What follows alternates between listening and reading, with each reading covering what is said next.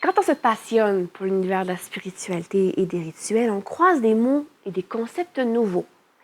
Et le danger, c'est d'utiliser un vocabulaire pas bien maîtrisé ou dont le sens nous échappe et qui peut donner lieu à des situations malaisantes ou générer des problèmes de communication.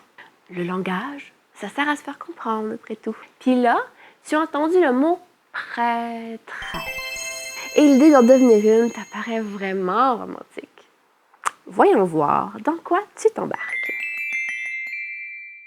Prêtresse. Titre honorifique religieux. Nom féminin du mot prêtre. Savais-tu qu'anciennement, on pouvait surnommer prêtresse l'épouse d'un prêtre dans les rituels non latins de l'Église catholique, les églises orthodoxes ou orientales, et que de nos jours, il existe quelques femmes prêtres au sein de l'Église anglicane et luthérienne?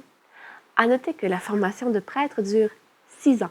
On les nomme prêtres plutôt que prêtresses en raison de l'attribution historiquement masculine liée à cette fonction. Le terme prêtresse semble être réservé au rôle ne pouvant être occupé que par une personne de sexe féminin.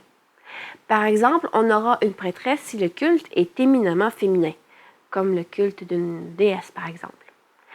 La prêtresse ne peut donc exister qu'au sein d'une religion non chrétienne, parce que je nous rappelle que Jésus est un dude. C'est le cas des très fascinantes prêtresses de l'Égypte ancienne qui vénéraient les déités féminines d'Hathor, d'Isis, de Sekhmet et de Bastet.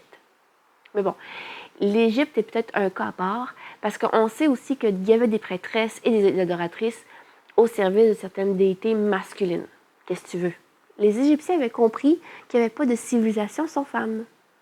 Aujourd'hui, on retrouve des prêtresses dans les religions afro-caribéennes et dans le néopaganisme qui accordent une grande importance aux divinités féminines ou à l'existence d'une grande déesse dont la puissance surpasse celle des déités masculines. Voici donc les fonctions d'une prêtresse. 1. Femme possédant une grande connaissance, une grande expérience dans un domaine. 2.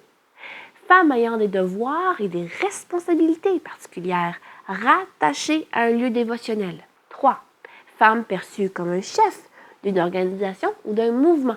Et 4. Femme autorisée à performer des rituels sacrés d'une religion. Et si tu veux savoir comment atteindre le haut niveau de prêtresse dans une organisation spirituelle ou religieuse, écoute ma prochaine vidéo, 5 étapes pour devenir une prêtresse. D'ici là, peut-être vaut-il mieux éviter de s'autoproclamer prêtresse trop vite. De la même manière que c'est pas parce que tu as déjà lu le Code civil du Québec que tu es avocat.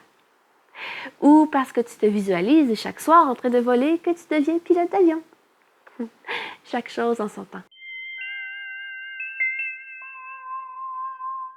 Et si on veut que le mot prêtresse revête ses notes de noblesse et reste collectivement un symbole fort de la puissance du féminin comme leader spirituel, offrons ce titre à des personnes choisies dans nos communautés qui se sont réellement démarquées au fil des années et sont devenues des modèles d'inspiration pour nous toutes. Après tout, une prêtresse, c'est une leader spirituelle d'expérience, œuvrant au sein d'une organisation l'ayant autorisée à performer des rituels sacrés. Elle est rattachée à un lieu de culte et a des devoirs et des responsabilités envers sa communauté. Et si toi, tu connais une femme qui répond à ces définitions, écris son nom en commentaire pour inspirer notre communauté.